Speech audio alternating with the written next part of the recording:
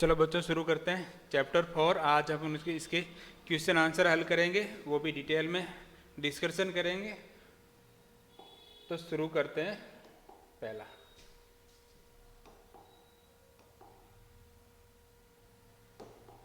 ठीक है, नेटवर्कों का नेटवर्क कहलाता है, यानी कह रहा है नेटवर्कों का नेटवर्क क्या कहलाता है। तो नेटवर्कों के नेटवर्क को हम कहते हैं इंटरनेट। क्या कहते हैं? इंटरनेट। अगला, इंटरनेट के लिए मानक तय करने वाला एक समूह, इंटरनेट के लिए मानक तय करने वाला एक समूह कहलाता है, तो उसको कहते हैं W3C। क्या कहते हैं? W3C। अगला देखो, सर्वप्रथम स्थापित किए गए इंटरनेट नेटवर्क का क्या नाम था? तो सबसे पहले कौन सा नेटवर्क स्थापित किया गया था? अर्पानेट। कौन सा स्थापित किया था? अर्पानेट। अगला, वाईफाई हॉटस्पॉट वाले स्थान है, यानी कहाँ पर आपको वाईफाई और हॉटस्पॉट की सुविधा मिल जाती है। तो शिक्षण संस्थाओं में वाईफाई की होता ही है, एयरपोर्ट पर भी मिल जाता है, होटल पर भी। तो उसका सही आंसर हो जाए उपरोक्त सभी स्थानों पर आपको वाईफाई हॉटस्पॉट की सुविधा मिल जाती है आसानी से। अगला, इंटरनेट पर कंप्यूटर पर इंटरनेट से सूचना पहुंचाने वाले सॉफ्टवेयर को क्या कहते हैं? अगर आप कंप्यूटर पर इंटरनेट चलाना चाहते हो या इंटरनेट से सूचना एक्सेस करना चाहते हो या किसी को सूचना भेजना चाहते हो, तो उसके लिए आपको एक सॉफ्टवेयर की रिक्वायरमेंट होती है, जिसके ऊपर ये सभी काम करते हैं, जिसे हम एप्लीकेशन सॉफ्टवेयर कहते हैं, और उसको हम कहते हैं ब्राउजर। क्या कहते हैं? ब्राउजर। इंटरनेट, कंप्यूटर पर इंटरनेट से सूचना पहुंचाने वाले, कंप्यूटर पर इंटरनेट से सूचना पहुंचाने वाले सॉफ्टवेयर का क्या नाम है? ब्राउजर। अगर निम्न में से कौन सा उदाहरण ब्राउजर का नहीं है? तो जो नेटस्केप नेविगेटर ब्राउजर है, आपको बताइए। इंटरनेट एक्सप्लोरर ये माइक्रोसॉफ्ट का है। मोजुला फायरफॉक्स ये आपको फ्री में उपलब्ध है। फेसबुक वेब ब्राउजर नहीं है। फेसबुक क्या है? Social media site. तो सही आंसर क्या हो जाएगा? फेसबुक। अगला है कि जो .com है से क्या तात्पर्य है, यानी किन वेबसाइटों के पीछे ये .com लगा होता है? देखो, पहले सरकारी संस्थानों के पीछे तो नहीं लगता, सरकारी पीछे क्या लगता है? GOV लगता है। फिर कह रहे हैं इंटरनेट ऑपरेट करने वाली कंपनी, तो इनके पीछे लगता है .net। अगर बात करें शैक्षणिक संस्थान, तो उसके लिए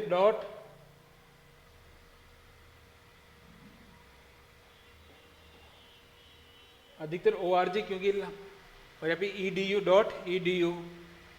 सही आंसर क्या था? व्यावसायिक संस्थान। जो व्यावसायिक संस्थान, जो कमर्शियल संस्थान है, उनके पीछे क्या लगता है? .com। अगला, वर्ल्ड वाइड वेब की फेसबुक किसे कहते हैं? वर्ल्ड वाइड वेब की फेसबुक किसे कहते हैं? तो उसको हम कहते हैं वेब पेज को। वर्ल्ड वाइड वेब की फेसबुक किसे कहते हैं? वेब पेज को। अगला, विद्यालयों के लिए मुफ्त में, कैसे? विद्यालयों के लिए मुफ्त में विज्ञापन मुक्त, कैसा? विज्ञापन मुक्त खोज की सुविधा प्रदान करने वाला। देखो, विद्यालयों के लिए मुफ्त में विज्ञापन मुक्त खोज की सुविधा प्रदान करने वाला सर्च इंजन का नाम है, उसका नाम है बिंग। कौन सा है? बिंग। ये माइक्रोसॉफ्ट का है। किसका है? माइक्रोसॉफ्ट का है, और सही आंसर है बिंग। अगला है सर्वाधिक, ठीक है, ये थोड़ा डी है। सर्वाधिक काम में आने वाली जो इंटरनेट सेवा कौन सी है? देखो, सर्च इंजन है, अपलोड है, डाउनलोड, सभी काम में आती, सभी इंटरनेट सेवाएं काम में आती है, लेकिन जो फेमस है वो कौन सी है? ईमेल। सर्वाधिक काम में कौन सी आती है? ईमेल सेवा। अगला देखो, सर्वप्रथम स्थापित किए गए इंटरनेट नेटवर्क का क्या नाम था? तो सबसे पहले कौन सा इंटरनेट नेटवर्क स्थापित किया? अर्पानेट। कौन सा था? अर्पानेट, जिसका नाम है advance research project agency. Full form क्या? Advance research project agency network. अगला देखो, www की खोज किसने की थी? तो जो www की खोज है वो की थी टिम बर्नर्स ली ने। सही आंसर क्या हो? टिम बर्नर्स ली ने। और इसने www की के अलावा किसकी और खोज की थी? HTML। और जो पहली वेबसाइट है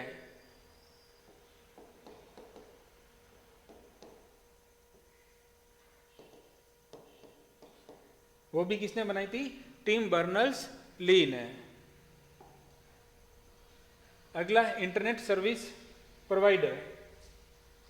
इंटरनेट सुविधा उपलब्ध करवाने वाली कंपनी को क्या कहते हैं? क्या कहते हैं? ISP, internet service provider. ये कह रहा है इंटरनेट सुविधा उपलब्ध करवाने वाली जो कंपनी है उसको हम क्या कहते हैं? तो उसको हम कहते हैं आईएसपी, इंटरनेट सर्विस प्रोवाइडर। अगला है कंप्यूटर सर्वर से आने वाली सूचनाओं को एक अच्छे प्रारूप में दिखाने का कार्य कौन करता है? तो इसका सही आंसर है वेब ब्राउजर। क्या कह रहा है? कंप्यूटर सर्वर से, कैसा? कंप्यूटर सर्वर से आने वाली जो सूचना है को एक अच्छे प्रारूप में दिखाने का कार्य कौन करता है? Web browser. कौन करता है? Web browser. अगला है जो HTTP है। क्या है? HTTP है। इसका पूरा नाम क्या है? इसका पूरा नाम क्या है? तो इसका पूरा नाम है hyper text transfer protocol. HTTP का फुल फॉर्म क्या है? Hyper text transfer protocol. अगला है किसी एक इंटरनेट प्रोटोकॉल का नाम बताइए। किसी एक इंटरनेट प्रोटोकॉल, तो आप किसी का भी लिख दो, HTTP है, TCP है, IP है, तो बहुत सारे प्रोटोकॉल हैं, किसी का भी एक नाम लिख सकते हैं। अगला है किसी वेबसाइट के सबसेट को क्या कहते हैं? किसी वेबसाइट के जो सबसेट है उसको हम क्या कहते हैं? Web page. क्या कहते हैं? Web page. देखो कोई भी वेबसाइट है वो किससे मिलकर बनी होती है? वेब पेज से। किससे मिलकर बनी होती है? Web page. और किसी भी वेबसाइट का जो फर्स्ट पेज होता है, फर्स्ट पेज, उसे हम क्या कहते हैं?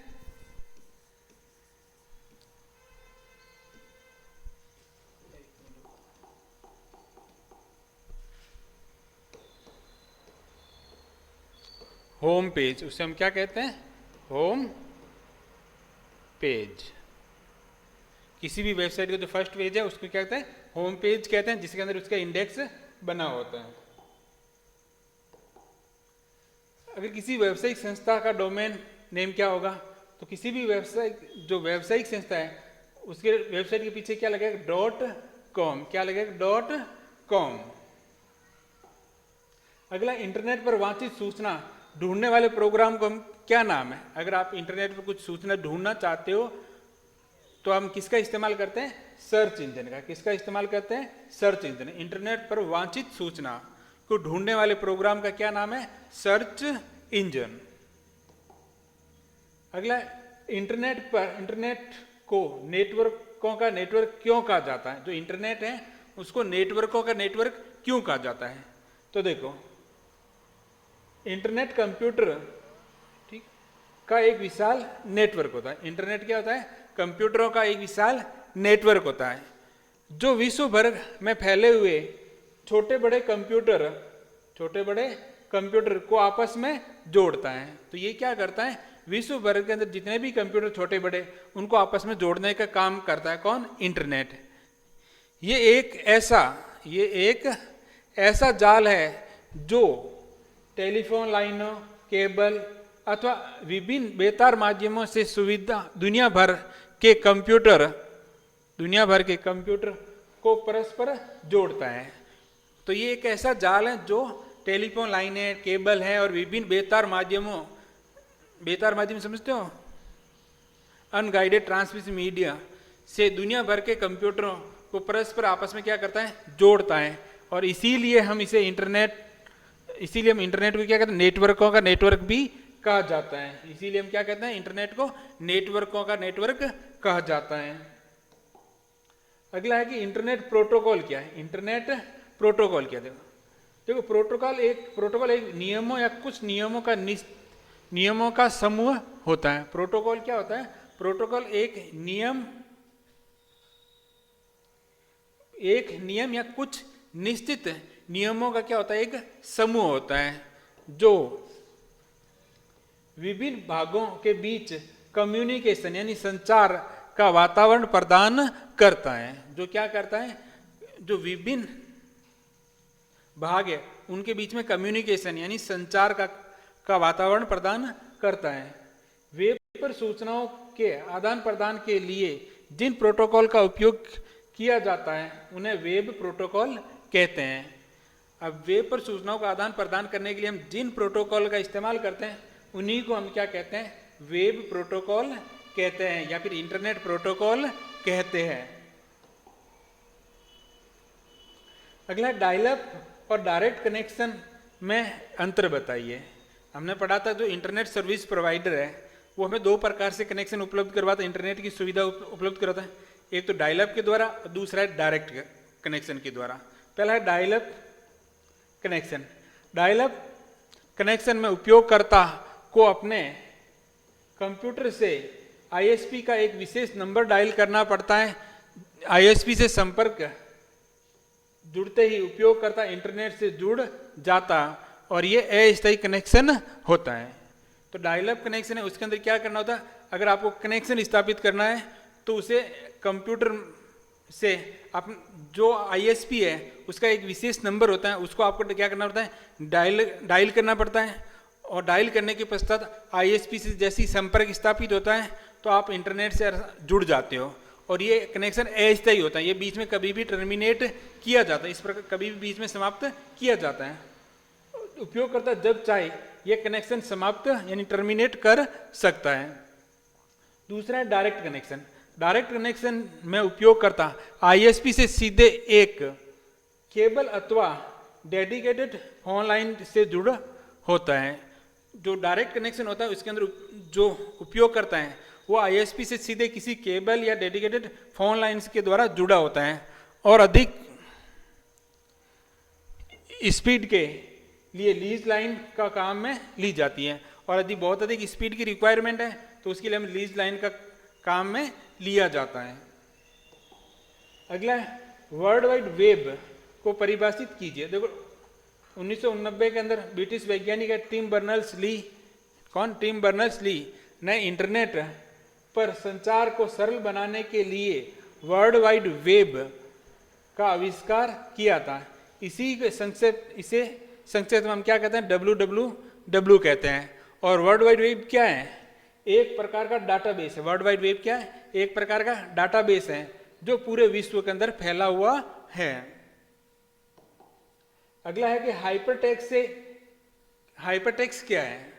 देखो हाइपरटेक्स्ट अर्थात टेक्स्ट को एक आम पुस्तक की भांति एक रेखीय स्ट्रक्चर या लीनियर स्ट्रक्चर में पढ़ने की बजाय एक छोर से दूसरे छोर तक आसानी से लिंक पर क्लिक करके जाया जा सके।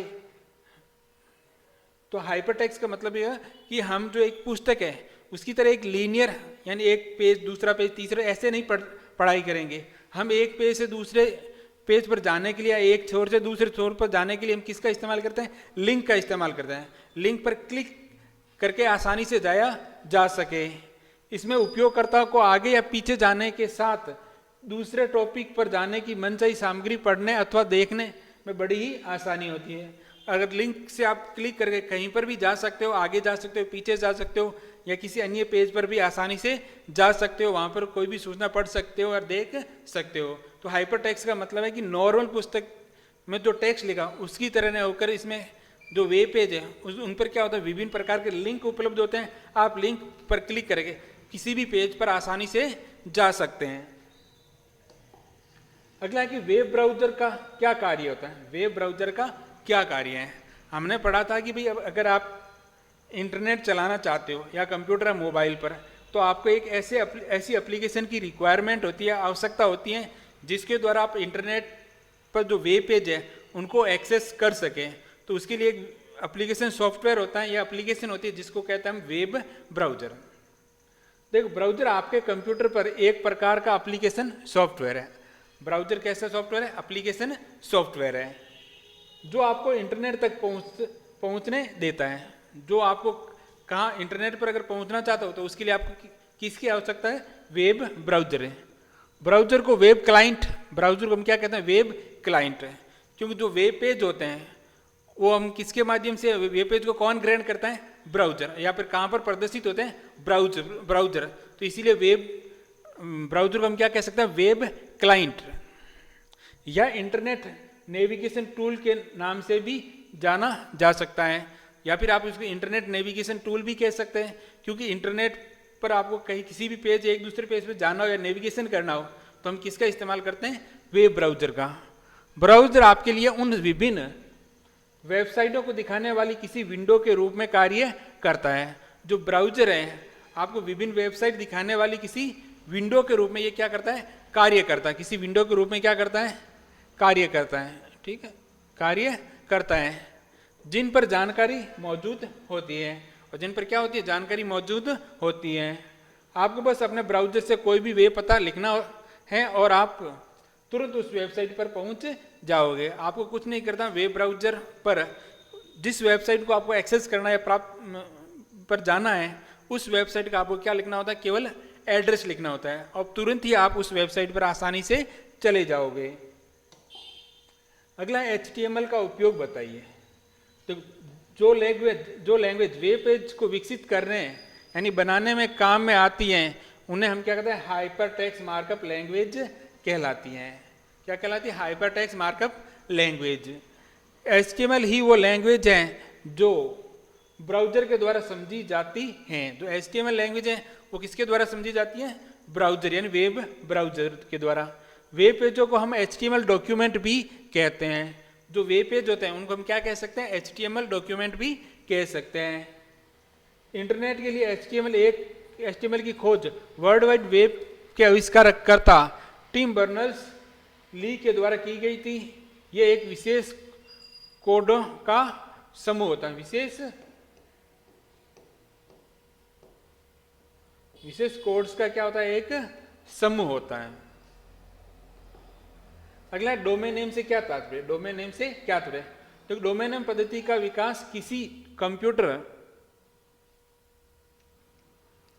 को इंटरनेट पर नाम देने के लिए किया जाता है।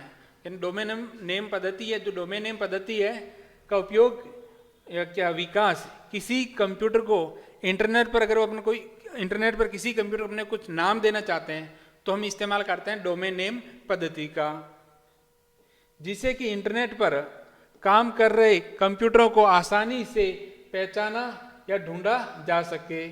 अगर नाम देने की आवश्यकता कहाँ होती है, जिसके द्वारा हम जो इंटरनेट पर जो सेवा उपलब्ध करवाने वाले कंप्यूटर हैं इनको हम आसानी से ढूंढ सकते हैं या पहचान सकते हैं।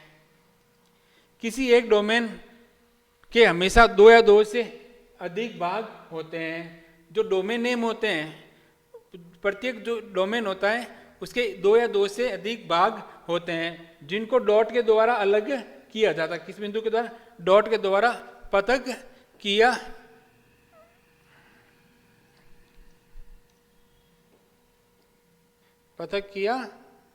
जाता है। उदाहरण के लिए राज एजुकेशन .rajasthan.gov.in।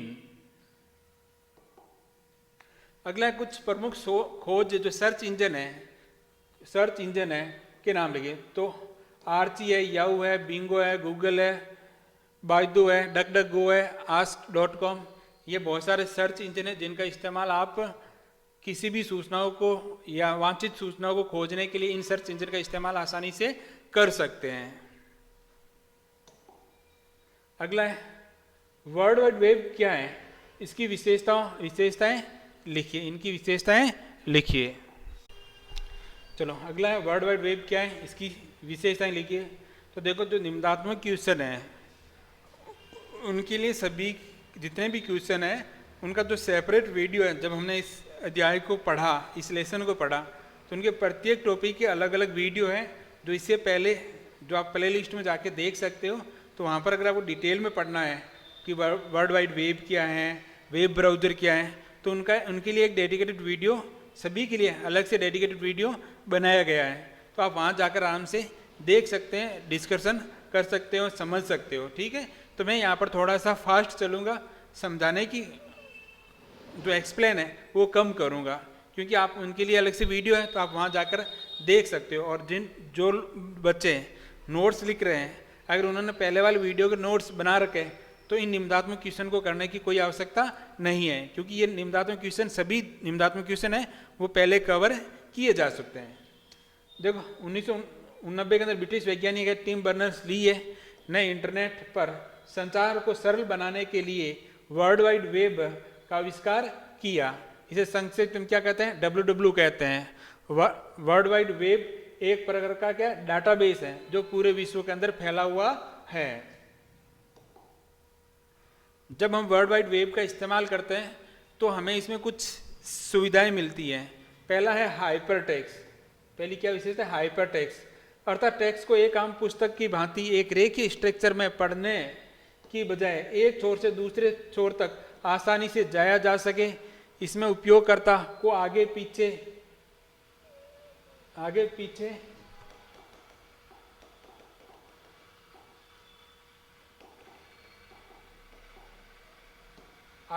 जाने के साथ ही दूसरे टॉपिक पर जाकर मनचाही सामग्री पढ़ने और देखने की बड़ी सुविधा होती है। और ये सब हम किसके द्वारा देखते हैं, लिंक के द्वारा। ठीक है, यानी ये कह रहे हैं कि जो आम पुस्तक होती है जिसे हमें रेखीय स्ट्रक्चर यानी एक सीक्वेंस से हम पढ़ाई करते हैं, तो वर्ल्ड वाइड वेब में हमें ऐसे पढ़ने की कोई आवश्यकता नहीं है। आप कहीं पर भी आगे पीछे आसानी से लिंक के द्वारा जा सकते हो। अगला है कि वर्ल्ड वाइड वेब है वो टेक्स्ट के साथ ग्राफिक्स, साउंड और वीडियो को दिखाने की क्षमता भी रखता है। जो वर्ल्ड वाइड वेब है वहाँ पर केवल आप पुस्तक की तरह टेक्स्ट ही नहीं मिलेगा, वहाँ पर आप ग्राफिक्स देख सकते हो, साउंड सुन सकते हो, वीडियो देख सकते हो। ये सभी सुविधा आपको वर्ल्ड वाइड वेब में आसानी से मिल जाती है। दूसरा है वेब पूर्ण रूप से क्रॉस प्लेटफॉर्म होता है। तो वेब है वो पूर्ण रूप से क्रॉस प्लेटफॉर्म होता है। देखो क्रॉस प्लेटफॉर्म का क्या मतलब है, क्रॉस प्लेटफॉर्म होने का अर्थ है कि आप वेब को किसी भी कंपनी के हार्डवेयर पर किसी भी ऑपरेटिंग सिस्टम के साथ किसी भी प्रकार के डिस्प्ले के साथ एक्सेस कर सकते हैं। क्रॉस प्लेटफॉर्म का अर्थ है कि आप वेब पेज को किसी भी प्रकार की किसी भी कंपनी का अगर हार्डवेयर है, हार्डवेयर पर किसी भी प्रकार का जो ऑपरेटिंग सिस्टम के साथ या किसी भी प्रकार की जो डिस्प्ले है, छोटी है बड़ी है, के साथ आप आसानी से एक्सेस कर सकते हैं किसे, वेब पेज को। और वेब पर सूचना असीमित भंडार है। वेब पर जो सूचना है वो असीमित भंडार है। वेब पर सूचना हजारों लाखों वेबसाइटों पर बिक्री होती है। जो वेब पेज पर जो सूचना है वो किस पर बिक्री होती है, कहाँ पर स्टोर होती है, हजारों लाखों जो वेबसाइट है उस पर विभिन्न प्रकार की सूचनाएं भंडारित स्टोर होती है, जिसे आप अपनी सुविधा के अनुसार पढ़ सकते हो, देख सकते हो। अगला वेब इंटरेक्टिव होता है। वेब कैसा होता है, इंटरेक्टिव होता है। यहाँ पर देखो वेब इंटरेक्टिव का तात्पर्य है कि अपने वेब सर्वर से अंतःक्रिया करने की क्षमता होती है। यानी जो वेब है, जो हम इंटरनेट जो वेब पेज हैं कहाँ पर रखे जाते हैं, वेब सर्वर पर। तो हम डायरेक्ट वेब सर्वर से अंतःक्रिया संबंध स्थापित करने की क्षमता होती है। हमें वेब पेज से कहीं और जाने के लिए या किसी दूसरे पेज को खोलने के लिए केवल लिंक को सिलेक्ट करना होता है। और जैसे हम एक बार किसी वेबसाइट पर चले जाते हैं तो हमें उससे संबंधित पेज खोलने हो तो हमें केवल क्या करना होता है, एक लिंक पर क्या करना है, क्लिक करना होता है। फॉर्म में टेक्स्ट बॉक्स हो सकता है जहाँ कुछ टाइप किया जा सकता है, रेडियो बटन होते हैं, मेन्यू होते हैं, फॉर्म सबमिट किया जाता है, तो सारी सूचना उस सर्वर तक पहुंच जाती है। कई बार तुम लोगों ने बोर्ड एग्जाम की फॉर्म भरे होंगे कि कंपटीशन एग्जाम के फॉर्म भरे हो तो तुम लोगों ने देखा होगा बहुत सारे टेक्स्ट बॉक्स बने यानी बॉक्स बने होते हैं, ठीक है, जिसके अंदर आपको सूचनाएं इंसर्ट करनी। तो सूचना इंसर्ट करने में क्या होती है, आसानी होती है। तो हम कह सकते हैं कि जो वेब पेज होते हैं वो कैसे होते हैं, जो वर्ल्ड वाइड वेब के ऊपर जो वेब पेज होते हैं वो कैसे होते हैं, इंटरेक्टिव होते हैं। अगला है कि वेब ब्राउजर किसे कहते हैं और इसके कार्य बताइए। तो ब्राउजर आपके कंप्यूटर पर एक एप्लीकेशन सॉफ्टवेयर होता है जो आपको इंटरनेट पर पहुंच देता है। यानी अगर आप इंटरनेट एक्सेस पहुंचना है इंटरनेट पर तो आप वेब ब्राउजर का इस्तेमाल कर सकते हो। ब्राउजर को वेब क्लाइंट या इंटरनेट नेविगेशन टूल के नाम से भी जाना जाता है। ब्राउजर आपके लिए उन विभिन्न वेबसाइट दिखाने वाली किसी विंडो के रूप में कार्य करता है, जिन पर जानकारी मौजूद होती है। आपको बस ब्राउजर में कोई भी वेब पता लिखना होता है और आप तुरंत उस वेबसाइट पर पहुंच जाएंगे।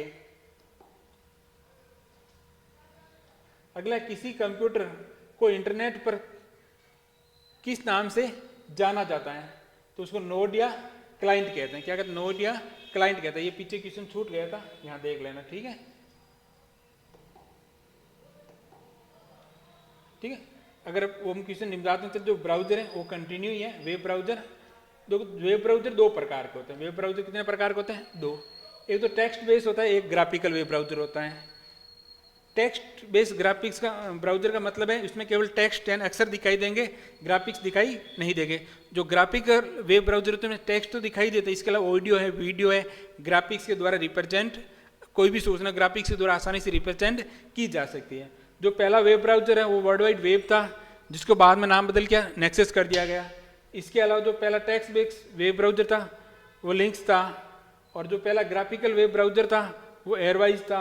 अगर पहले पॉपुलर वेब ब्राउजर की बात करें ग्राफिक्स तो वो मोज़ेक था, और पहला कमर्शियल वेब ब्राउजर की बात करें तो वो नेटस्केप नेविगेटर था। और वर्तमान में बहुत सारे वेब ब्राउजर प्रचलित हैं, जिसमें इंटरनेट एक्सप्लोरर है, मोजुला फायरफॉक्स है, गूगल क्रोम है, नेटस्केप नेविगेटर और सफारी है। ये सारे क्या वेब ब्राउजर है। अगला, HTML का क्या अर्थ है? HTML का क्या अर्थ है? किसी वेब पेज के निर्माण में ये किस प्रकार उपयोगी है? तो ये देखो, जो लैंग्वेज वेब पेज विकसित बनाने के काम में आती है उसको हाइपरटेक्स्ट मार्कअप लैंग्वेज कहते हैं। और HTML ही वो लैंग्वेज है जो ब्राउजर के द्वारा आसानी से समझ सकते हैं।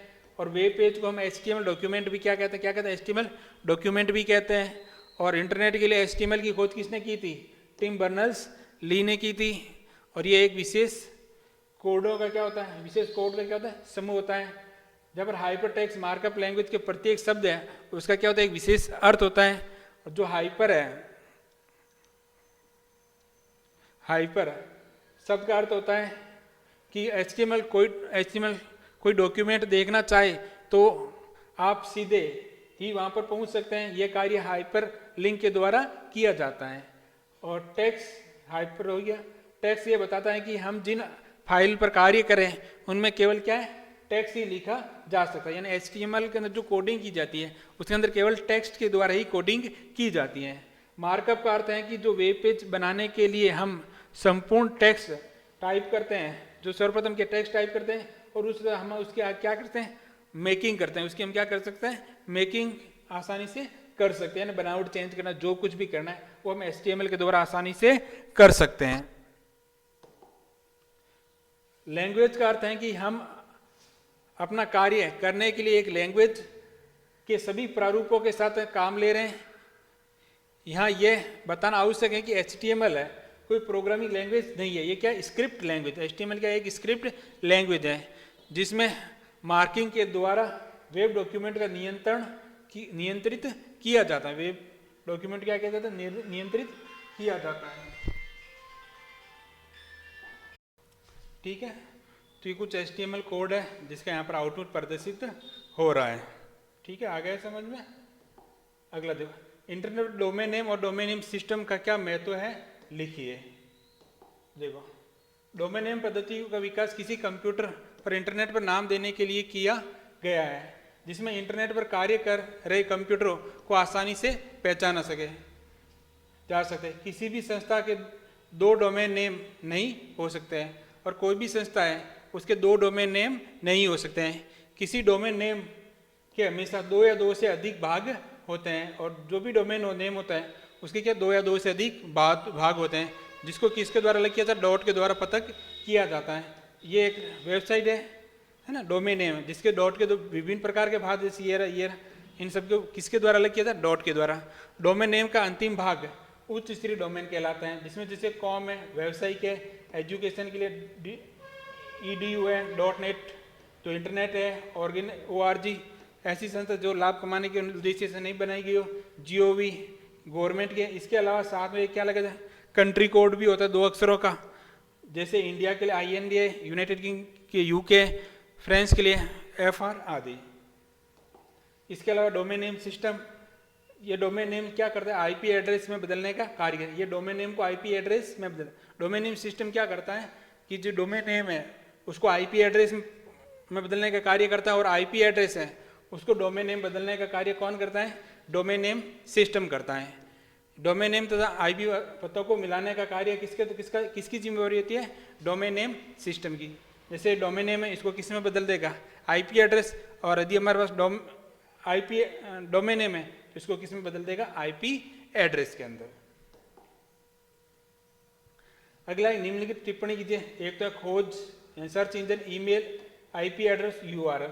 जो सर्च ऐसे कंप्यूटर प्रोग्राम जो किसी कंप्यूटर सिस्टम पर स्टोर सूचनाओं में से वांछित सूचना खोज कर निकालते हैं, उन्हें सर्च इंजन कहते हैं। सर्च इंजन का जो प्रचलित रूप है उसको वेब सर्च इंजन कहते हैं, जो वर्ल्ड वाइड वेब के सूचनाओं को निकालने के उपयोग में काम में लिए जाते हैं। अगर बात करें ईमेल, इसे इलेक्ट्रॉनिक मेल है जिसे संक्षिप्त में ईमेल कहा जाता है, और ईमेल पर इंटरनेट पर व्यक्तियों और कंप्यूटरों के बीच संदेशों, सूचनाओं और दस्तावेजों के आदान प्रदान का कार्य किसके द्वारा किया जाता है, ईमेल के द्वारा किया जाता है। इसे ईमेल में सबसे अधिक उपयोग किया जाता है। वर्तमान में इंटरनेट पर जीमेल है, याहू है, हॉटमेल है आदि अनेक लोकप्रिय ईमेल सेवाएं उपलब्ध हैं। अगर यूआरएल की बात करें, full form uniform resource locator है। वह वेब पता होता है जिसे किसी वेबसाइट तक पहुंचने के लिए ब्राउजर पर लिखा जाता है। यूआरएल क्या होता है, वह वेब पता होता है जिसे किसी वेबसाइट तक पहुंचने के लिए हम वेब ब्राउजर पर लिखते हैं, उसमें हम क्या कहते हैं, यूआरएल कहते हैं। और प्रत्येक वेबसाइट का एक यूआरएल होता है, और जितनी भी वेबसाइट है उन प्रत्येक वेबसाइट का क्या होता है, एक विशेष यूआरएल होता है। उदाहरण के लिए ये एक वेबसाइट है राजस्थान बोर्ड की, जिसे यूजर माध्यमिक शिक्षा बोर्ड की वेबसाइट पर ले जाएगा। अगला वेब एड्रेस और वेब प्रोटोकॉल। तो बात करें आईपी एड्रेस। आईपी एड्रेस का निर्माण विंड सर्फ ने किया, जिसके फादर ऑफ इंटरनेट कहते हैं। इंटरनेट से जुड़े सभी डिवाइस या कंप्यूटर का एक विशेष यूनिक आईपी एड्रेस होता है, जिसे इंटरनेट सर्विस प्रोवाइडर के द्वारा दिया जाता है। ये दो प्रकार से, जैसे एक तो स्टैटिक होता है और एक डायनेमिक होता है। स्टैटिक का मतलब जिन डिवाइस या उपकरणों को फिक्स एड्रेस की रिक्वायरमेंट होती है उनको स्टैटिक दिया जाता है, और जिन डिवाइस जो कंप्यूटर है उनका आईपी एड्रेस बार बदलता रहता है, उसको हम डायनेमिक आईपी एड्रेस कहते हैं। वेब प्रोटोकॉल एक नियम या कुछ नियमों का समूह होता है जो विभिन्न भागों के बीच कम्युनिकेशन का वातावरण प्रदान करता है। वेब पर सूचनाओं को आदान प्रदान के लिए हम जिन प्रोटोकॉल का उपयोग किया जाता है उन्हें ही वेब प्रोटोकॉल कहते हैं। ठीक है, देखो मैंने एक क्लास थोड़ी सी फास्ट ली है, स्पीड से पढ़ाया, क्योंकि मैंने ये जितने भी टॉपिक थे स्टार्टिंग से छोड़कर वो सभी मैंने पहले कवर कर रखे हैं। तो अगर आप किसी भी पर्टिकुलर टॉपिक को पढ़ना चाहते हो वहाँ जाकर आप आसानी से पढ़ सकते हैं।